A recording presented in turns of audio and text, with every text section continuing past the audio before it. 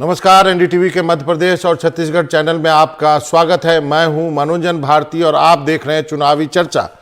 चुनावी चर्चा में आज हम बात करेंगे छत्तीसगढ़ में होने वाले पहले चरण के मतदान की। छत्तीसगढ़ में मंगलवार यानी कल को पहले चरण के लिए वोटिंग होने जा रही है। पहले चरण में कुल 20 सीटों पर वोटिंग होगी।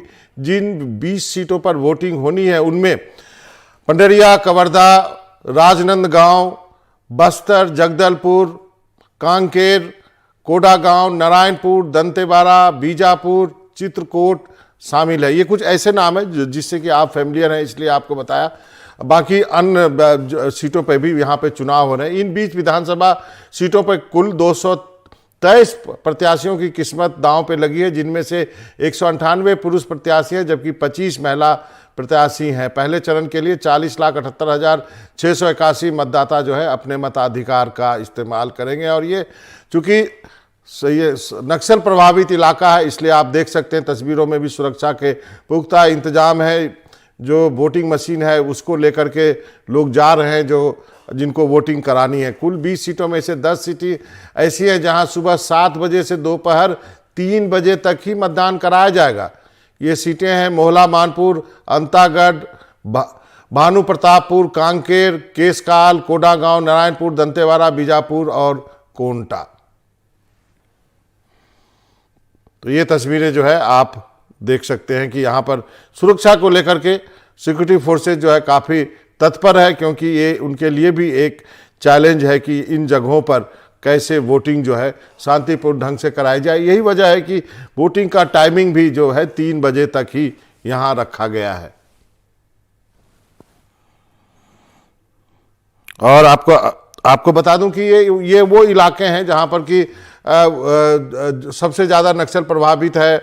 झीरम घाटी का इलाका आता, बस्तर का इलाका है जहाँ से आप गाहे बगाहे इस तरह की घटनाएं जो है वो सुनते आए। हाल के दिनों में ही यदि आपको बताएं तो कुछ पोस्टर्स भी लगाए गए थे जिसमें कि ग्रामीणों को जो है वोटिंग ना करने के लिए कहा गया था। तो यानी नक्सल जो है वो नहीं चाहते हैं कि इन इलाकों में शांतिपूर्ण ढंग से चुनाव करा लिए जाएं। यही वजह है कि जो चुनाव कराने जाते हैं या फिर जो चुनाव संपन्न कराते हैं सुरक्षा बल जो है उनके लिए ये जो है काफ़ी चुनौती होती है कि किस ढंग से नक्सलियों के इस बायकॉट को जो वो पोस्टर्स लगाते हैं उनको भी दरकिनार करते हुए यहाँ पर शांतिपूर्ण ढंग से वोटिंग करा ली जाए। साथ ही यहाँ जो पोलिंग बूथ है वहाँ तक पहुँचने में भी काफ़ी मशक्क़त होती है, क्योंकि माइंस का खतरा हमेशा बना रहता है कि क्या पता कहाँ पे जो है विस्फोटक जो है नक्सलियों ने लगा रखे हों। तो ये इन सारी चुनौतियों के बीच ये कर्मचारी जो है सुरक्षा कर्मियों की मदद से वोटिंग का अंजाम देते हैं। अनुराग हमारे साथ जुड़ गए हैं। अनुराग, आप बताइए, आप लगातार उस एरिया में घूम रहे हैं, कहाँ पे हैं, क्या लोकेशन है आपकी और क्या रिपोर्ट लेके आए हैं? बाबा, मैं थोड़ी देर पहले झीरम घाटी से जगदलपुर की तरफ वापस आया हूं और उस इलाके में भी दरभा में या आगे बहुत जो सुरक्षा बल है, चाक चौबंद सुरक्षा चल रही है। वो जो रोड ओपनिंग पार्टीज़ हैं वो दोनों तरफ सड़कों के चल रही हैं। अत्याधुनिक हथियार है उनके पास और 60,000 से ज़्यादा पुलिसकर्मियों की तैनाती हुई है, जिसमें 40,000 से ज़्यादा सेंट्रल आर्म्ड पुलिस फोर्सेस के जवान भी हैं और 20 अलग अलग राज्यों के जो आर्म्ड फोर्सेस के जवान हैं उनकी तैनाती हुई है। चूँकि इस बार अमूमन होता ये था कि छत्तीसगढ़ में पहले चरण में 18 सीटों में चुनाव होता था और बाकी की सीटों पर दूसरे चरण में। इस बार 2 सीटें बढ़ी हैं। राजनांदगांव के भी कुछ नक्सल प्रभावित इलाके हैं। बस्तर के 12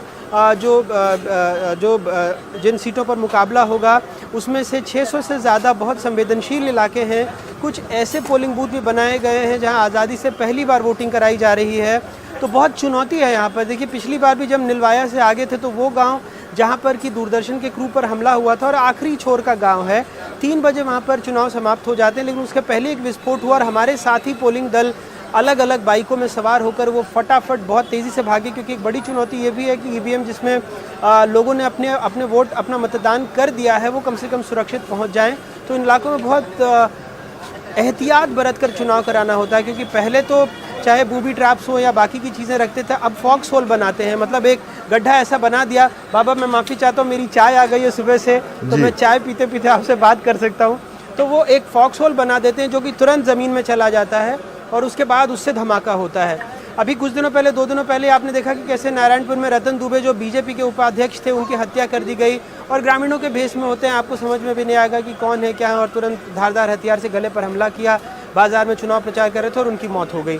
तो सुरक्षा बलों के लिए निश्चित तौर पर एक बड़ी चुनौती है। यहाँ पर आराम से चुनाव करा लें, शांतिपूर्ण तरीके से चुनाव करा लें, जिसकी तैयारी में सारे लोग लगे हुए हैं। जी बाबा जी, आपके हाथ में चाय देख के मुझे भी चाय पीने की इच्छा हो रही है, लेकिन अभी काम कर लेते हैं।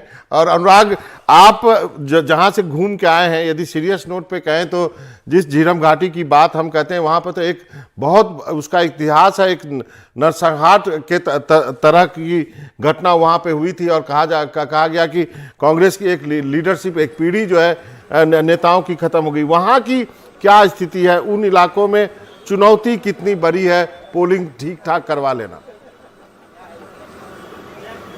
बाबा, आप समझिए कि झीरम घाटी में जब विस्फोट हुआ था 15 मई 2013 को, उसके बाद आज की तारीख में भी एक लाल कलर की बोलेरो थी जो वहाँ से 100 फीट दूर जाकर जंगल में गिरी थी। मैं वहाँ से भी आया हूँ, नदी है और आज भी वो दरवाज़ा वहीं रखा हुआ है।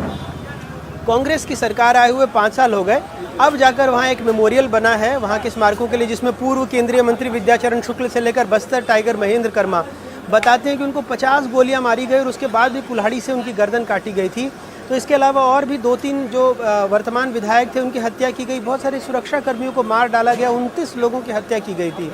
1-2 लोग बचे थे, जिसमें एक मलकीत गैदू थे, उनसे भी हमारी बातचीत हुई, और कवासी लखमा जो अभी कैबिनेट मंत्री हैं उनसे भी हमारी बातचीत हुई। तो निश्चित तौर पर इन इलाकों में आज भी शांतिपूर्ण तरीके से चुनाव करा लेना बहुत बड़ी चुनौती है, लेकिन पिछले कुछ सालों में 60 से ज़्यादा सिक्योरिटी कैंप, सुरक्षा बलों ने कैंप यहाँ पर बनाए हुए हैं, तो उसकी वजह से मूवमेंट थोड़ी आसान हो गई है, सड़कें थोड़ी आसान हो गई हैं, वहाँ तक पहुँचना आसान हो गया है। तो किसी भी आपात स्थिति में सुरक्षा बलों का मूवमेंट बहुत जल्दी हो जाता है। निश्चित तौर पर नक्सली थोड़े पीछे ज़रूर हुए हैं, लेकिन देखिए बाबा, हमेशा हम कहते हैं कि उनको, सुरक्षा कर्मियों को हर 100 बार में से 100 बार को बचाना होता है।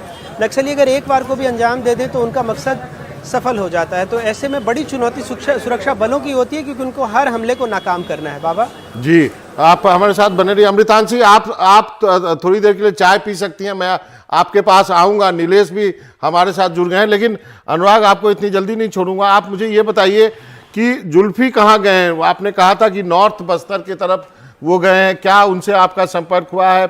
और पॉलिटिकली ये फेज कितना इम्पोर्टेंट है राजनीतिक रूप से बीजेपी और कांग्रेस दोनों के लिए? देखिए, जुल्फी को हमने, बिल्कुल बाबा, जुल्फी को हमने नारायणपुर भेजा है, जहाँ पर रतन दुबे की हत्या हुई थी। तो चूंकि वहाँ पर ज़्यादा संवेदनशील मामला है, तो जुल्फी एक बस्तर के एक छोर पर है, मैं बस्तर के एक छोर पर हूँ, ताकि हम अपने दर्शकों को, मध्य प्रदेश, छत्तीसगढ़ के अलावा देश के सारे दर्शकों को पल पल की खबर देते रहें चुनाव से जुड़ी हुई।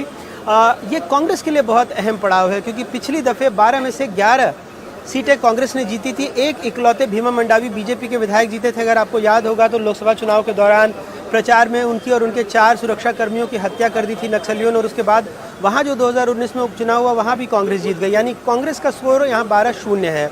लेकिन अब हो सकता है तस्वीर बदले ना बदले, ये तो मतदाता तय करेंगे। दोनों दल पूरे प्रचार में अपने आप को झोंके हुए हैं। दीपक बैज जो इस वक्त पीसीसी चीफ हैं, उनकी भी प्रतिष्ठा दांव पर है, क्योंकि विधायक से सांसद बने और अब उनके सामने एक बड़ी चुनौती है, बड़ी जिम्मेदारी मिल चुकी है। युवा हैं, कांग्रेस का अध्यक्ष उनको बनाया गया, वो भी यहीं से आते हैं, चित्रकूट से चुनाव लड़ रहे हैं। उनके सामने बीजेपी के युवा प्रत्याशी ने भी चुनौती खड़ी की है। तो देखते हैं, दोनों दलों के लिए बहुत अहम है, क्योंकि यहाँ सत्ता की चाबी छत्तीसगढ़ की बस्तर से ही निकलती है, इन 12 सीटों से ही निकलती है, और ये पहले फेज में ही हो रहे हैं, इसलिए जो अच्छा खाता खोलेगा उसके लिए आगे की राह आसान होगी। बाबा, सबसे बड़ा मुद्दा क्या है यहाँ पे, जहाँ पे आप घूम के आए? सबसे बड़ा मुद्दा क्या है? क्या महादेव बेटिंग ऐप कोई मुद्दा है इधर? सबसे बड़ा मुद्दा क्या है? देखिए, यहाँ पर इस तरह की कोई बात नहीं करता है। यहाँ पर सबसे बड़ा जो समस्या है वो नक्सलियों की समस्या ही है बाबा, और दूसरी बेरोजगारी यहाँ पर एक बड़ी समस्या है।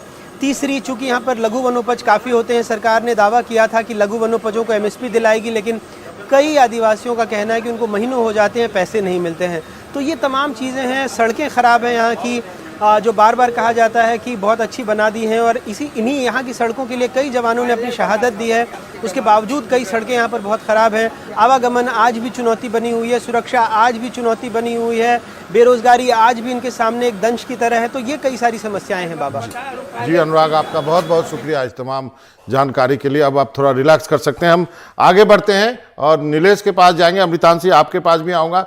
पहले ये खबर लोगों को बता दें कि विधानसभा चुनाव के ठीक पहले महादेव बेटिंग ऐप को लेकर के सियासी तूफान खड़ा हो गया। आरोपों को घेरे में सीएम भूपेश बघेल है। हालांकि ईडी आरोपी की जांच कर रही है। महादेव ऐप केस के आरोपी शुभम सोनी ने दुबई से बयान जारी किया है। उन्होंने कहा कि वो भूपेश बघेल के कहने पे दुबई गया था। शुभम सोनी ने यह भी कहा कि महादेव बेटिंग ऐप का मालिक वो है। इससे पहले ईडी की जांच में आरोपी असीम दास ने कहा था कि महादेव बेटिंग ऐप की ओर से भूपेश बघेल को 508 करोड़ दिए गए थे, ये चुनाव के लिए इस्तेमाल की गई थी। पहले आपको सुनाते हैं कि शुभम सोनी ने क्या कहा और मुख्यमंत्री ने क्या कहा है इसके बारे में। एक बात बता रहा हूँ आपको, हमारे सीएम साहब का एक आदत है बघेल जी का कि वो कुछ दिन में पलटी मार देते हैं, और ऐसा मेरे साथ हुआ है। जब उन्होंने मुझे दुबई भेजा कि वहाँ जाके अपना काम सेटल करो, लोगों से मिलो, तो मैं गया, मिला भी और मेरा काम भी बहुत अच्छा सेट हो गया। उसके बाद हुआ ये कि कुछ दिन तक तो अच्छा चला, उसके बाद फिर प्रॉब्लम आने लगा मेरे काम पे। हमारे उस समय के एसपी हैं प्रशांत अग्रवाल जी, उनसे जाके मेरा मीटिंग कराया।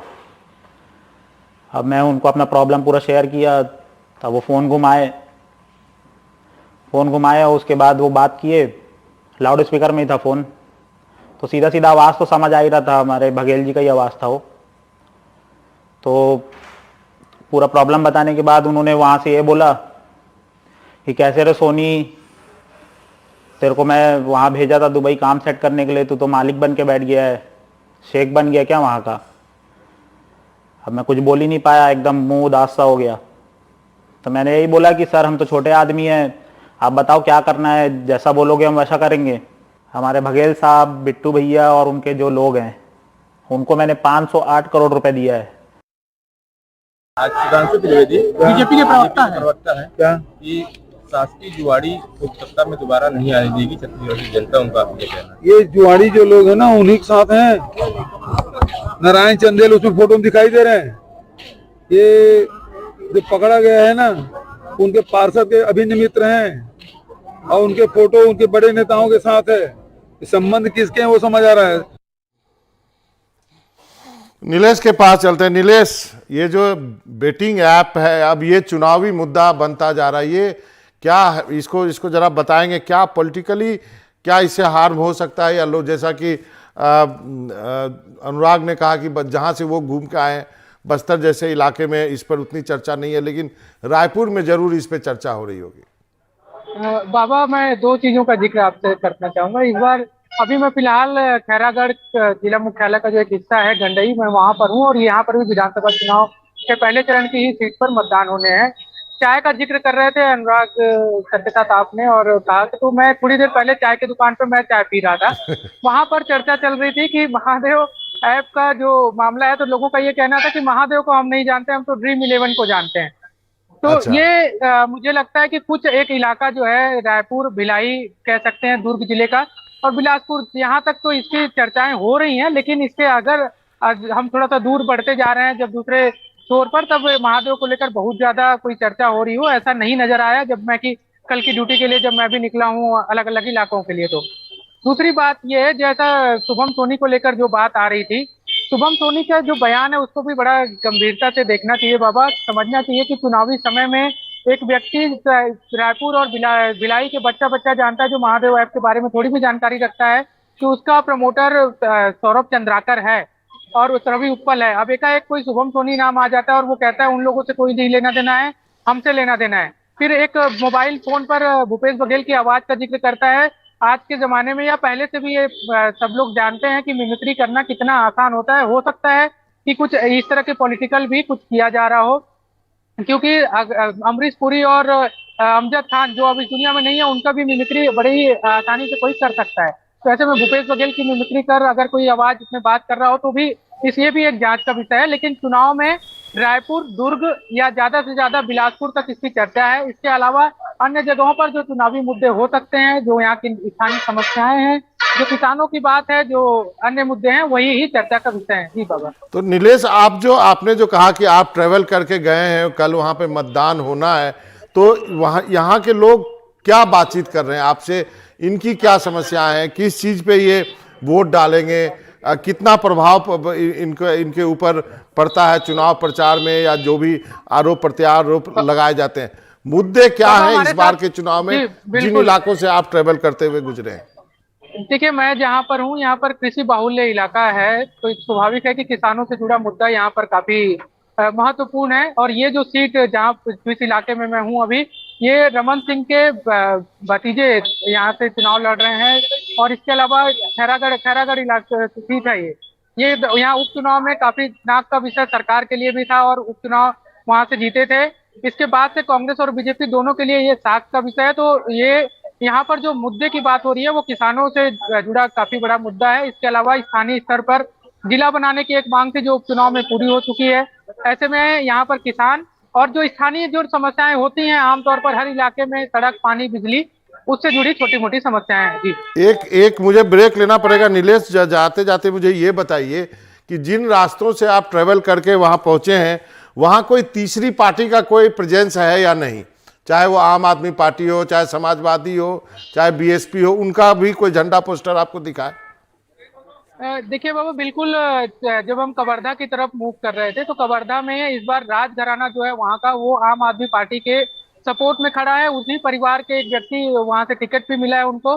तो वहाँ एक तरह से हार जीत का फैसला तो जरूर कांग्रेस और बीजेपी में ही होना है, लेकिन एक बड़ा नुकसान एक दल को आम आदमी पार्टी पहुंचा सकती है। एक बड़ा जन समर्थन वहाँ पे जो राजघराने का है वो आम आदमी पार्टी की ओर जाता हुआ अभी तक जो चर्चा हो रही थी, तो उनके झंडा, बैनर, पोस्टर देखकर ऐसा लग रहा है कि हो सकता है उनका भी प्रभाव ज्यादा पड़े। और बीएसपी वगैरह का? बीएसपी का इस इलाके में बाबा प्रभाव बहुत ज्यादा नहीं और है। जोगी जी के पार्टी का? हाँ, जोगी जी का थोड़ा बहुत प्रभाव है, लेकिन जितना कि पिछले इलेक्शन में था वैसा नहीं है। चलिए नीलेश, आपका बहुत बहुत शुक्रिया। लेकिन अमृतांशी, आप कहीं मत जाइएगा। अब मैं एक थोड़े से ब्रेक के लिए रुकता हूं, फिर आपके साथ चर्चा करूंगा मध्य प्रदेश के बारे में। वक्त है छोटे से ब्रेक का, चुनावी चर्चा जारी है, कहीं जाइएगा नहीं।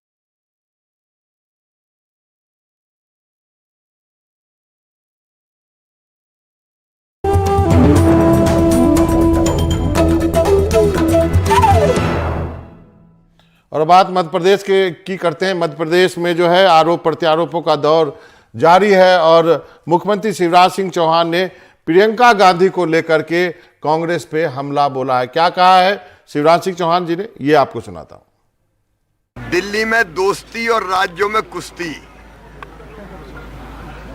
यहां ये आपस में ही लड़ रहे हैं। और केवल लड़ नहीं रहे, अखिलेश यादव जी ने कल कहा कि कांग्रेस तो चालू पार्टी है, चालू, ये लोगों को ठगती है। और अखिलेश यादव जी ये भी कह रहे हैं कि 80 साल के आदमी किसी को क्या पहचानेंगे। अब एक तो कमलनाथ जी की उम्र पे ही संदेह है। राहुल गांधी को उन्हें झूठ बता दिया कि 72 साल मेरी उम्र है। अखिलेश यादव जी कह रहे हैं कि 80 साल के आदमी है वो। अब कमलनाथ जी सही उम्र तो बताएं क्या है उनकी। लेकिन श्रीमती प्रियंका गांधी जी जवाब दें, ये कांग्रेस ऐसा दलदल क्यों बन गई कि जिसमें इंडी गठबंधन ही धस गया, फंस गया। कमलनाथ कह रहे हैं दिग्विजय सिंह के कपड़े फाड़ो, और दिग्विजय सिंह कह रहे हैं कमलनाथ के फाड़ो। दो पार्ट हो गए कांग्रेस के, दो पार्ट की चक्की, एक पार्ट दिग्विजय सिंह का, एक पार्ट कमलनाथ जी का, और दोनों के पार्ट में कांग्रेस पिस रही है। तो आपने सुना कि मुख्यमंत्री शिवराज सिंह चौहान जी को। और अमृतांशी के पास चलते हैं। अमृतांशी, दिल्ली में दोस्ती और मध्य प्रदेश में कुश्ती, क्या कहेंगे आप?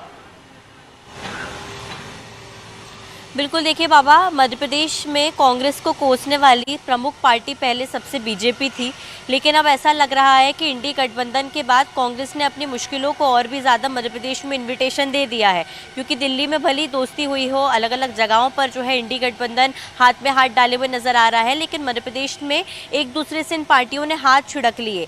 यहाँ पर सपा भी कांग्रेस को बुरी तरीके से कोस रही है। उसके बाद अगर हम बसपा की बात करें तो मायावती और उनकी पार्टी भी कोई मौका नहीं छोड़ रही है कांग्रेस को कोसने के लिए। सपा जो सुप्रीमो है अखिलेश यादव, कल तो उन्होंने कांग्रेस पार्टी को फ्रॉड बता दिया और ये मुद्दा इतना उछला है कि बीजेपी ने इसको पकड़ लिया जल्दी से, जैसे कि सपा ने सिक्सा लगाया हो, कैच बीजेपी ने पकड़ा हो। और अब बीजेपी अखिलेश यादव का नाम लेकर कांग्रेस को लगातार कोसी जा रही है। कह रही है कि जब अखिलेश यादव उनके जो इंडी अलायंस के ही साथी हैं वो फ्रॉड बता रहे हैं, तो हमें तो फिर कुछ बोलने की ज़रूरत ही नहीं है। हम भी अखिलेश यादव का जो है सहारा लेंगे और सीधा कांग्रेस पर हमला बोलेंगे। मध्य प्रदेश में आकर खास तौर से जो इंडिया अलायंस है उसके टुकड़े टुकड़े कहीं ना कहीं देखने को मिले हैं, जो कि कहीं ना कहीं कांग्रेस को आगामी विधानसभा चुनाव में नुकसान पहुंचा सकती है। क्योंकि ना ही सपा का साथ जो है यहाँ पर कांग्रेस ने लिया, ना ही बसपा का साथ जो है लिया। दोनों ही पार्टियां अब सीधा कांग्रेस को टारगेट कर रही हैं और कहीं ना कहीं कांग्रेस अपनी ही जो लोग हैं उनसे यहाँ पर घिरी हुई अमृतांशी एक चीज बताइए मुझे, अमृतांशी एक चीज बताइए कि मुख्यमंत्री जो है वो प्रियंका गांधी को क्यों टारगेट कर रहे हैं? क्यों, क्या आपको लगता है प्रियंका की कोई अपील है इस चुनाव में? क्यों वो प्रियंका इतने फ्रंट में आ गई है इस चुनाव में? बिल्कुल देखिए, शुरू के दिन से ही सबसे पहला अगर प्रचार का जिम्मा किसी ने उठाया था, सबसे पहली सभा प्रियंका गांधी ने ही मध्य प्रदेश में आकर की थी। और जब से प्रियंका गांधी को ही एक चेहरा बनाकर मध्य प्रदेश में प्रस्तुत किया जा रहा है, इसी कारण से प्रियंका गांधी का जब भी दौरा होता है तब मुख्यमंत्री शिवराज सिंह चौहान खास तौर से उनके परिवार पर सवाल उठाने का और उन पर हमला बोलने का कोई भी मौका नहीं छोड़ते हैं। आज प्रियंका गांधी दोबारा से एक बात का उन्होंने जिक्र किया कि मैं घोटालों की लिस्ट लेकर आई हूँ, लेकिन कांग्रेस पर हमला सीएम शिवराज ने बोला। इंडिया अलायंस को जो है टारगेट करके उन्होंने प्रियंका गांधी पर हमला बोला, क्योंकि कहीं ना कहीं कांग्रेस पूरी तरीके से मध्य प्रदेश में इंडिया अलायंस को लेकर जो है एक नेगेटिव छवि में आ चुकी है। लेकिन कांग्रेस अपना सिक्का स्थापित करने में लगी हुई है और उसके लिए वो प्रियंका गांधी का भरपूर उनके चेहरे का इस्तेमाल करते हुए नजर आ रहे हैं, क्योंकि एक सॉफ्ट चेहरा है, एक इमोशनल अटैचमेंट वाला भी चेहरा है और उनके भाषण में अक्सर जो है इमोशनल अटैचमेंट जैसी बातें दिखाई भी देती हैं। अपनी दादी जो है प्रियंका गांधी ने आज उनका इंदिरा गांधी का जिक्र भी किया। तो कहीं ना कहीं जो कांग्रेस जिस चेहरे को बना रही है, बीजेपी भी उसी चेहरे को लगातार टारगेट कर रही है मध्य प्रदेश के चुनाव को देखते हुए। और भले ही अगर हम बात करें गांधी परिवार की बात हो, लेकिन बीजेपी कोई भी कसर यहाँ पर बिल्कुल भी नहीं छोड़ रही है, न ही प्रियंका गांधी पर हमला बोलने के लिए या फिर मल्लिकार्जुन खड़गे जो कि अब लगातार दौरे पर आ रहे हैं। हालांकि राहुल गांधी का भी बीच बीच में दौरा जरूर बना है, लेकिन मुख्य जो चेहरा प्रियंका गांधी का है वो बीजेपी के टारगेट पर है। जैसे ही उनकी सभा का कोई एक पॉइंट भी वो बोलती हैं, लगातार बीजेपी की सोशल मीडिया टीम एक्टिव हो जाती है, भरपूर हमला जो है अपनी तरफ से करती है सोशल मीडिया टीम, बड़े नेताओं के बयान आने शुरू हो जाते हैं। तो कहीं ना कहीं कांग्रेस पार्टी को स्पेस बीजेपी बिल्कुल भी नहीं देना चाहती है, चाहे हम किसी भी संदर्भ में बात करें। चलिए, इसका मतलब मजेदार चुनाव आपके सामने है और जिसको कि आप लोग जो है, जो भी वहाँ पे हमारे सहयोगी हैं वो विटनेस कर रहे हैं मध्य प्रदेश और छत्तीसगढ़ में। अमृतांशी, आपका बहुत बहुत शुक्रिया इस तमाम जानकारी के लिए। तो ये थी चुनावी चर्चा, और लेकिन कहीं जाइएगा नहीं, एनडीटीवी के मध्य प्रदेश और छत्तीसगढ़ चैनल पर खबरों का सिलसिला लगातार जारी है। फिलहाल मनोजन भारती को इजाज़त दीजिए, लेकिन आप हमारे साथ बने रहिए।